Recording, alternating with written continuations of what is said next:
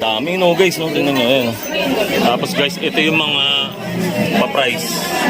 Tapos ito nga pala guys, ulit yung mga nakapila na nanalo ng 100 na customer.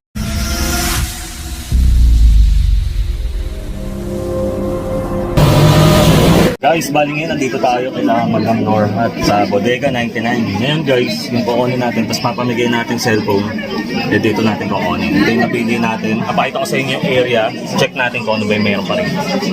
Pagpasok nyo guys, nandito yung mga laptop. Tapos guys, dito yung mga cellphone naman. Dami no guys, no? Tingnan nyo yan. Ito yung parang mga mid-end guys. Ayan. Tapos nandito guys yung parang mga medyo high-end na siya. Ayan, mga Notas laptop note. Ayan guys, nakita nyo ba? Tapos meron din mga ibang appliances dito. Ayan yung speaker. Tapos monitor guys sa kabila. Dito yung mga testing area. Ayaw nyo naman igulo dyan. May warranty naman yan. Magbabayad kayo dun sa area yan. Bibidyoan muna natin guys yung mga kasali sa first 100 guys na nakakuha ng parabol. Guys, okay lang ba kasama kayo? Okay lang po. Shoutout nga pala dyan kay Madam. Guys, si Madam, yung owner dito. Nag-i-start na siya guys sa parapol po niya na first 100 customer dito sa Bodega 99. Tapos guys, ito yung mga pa-price.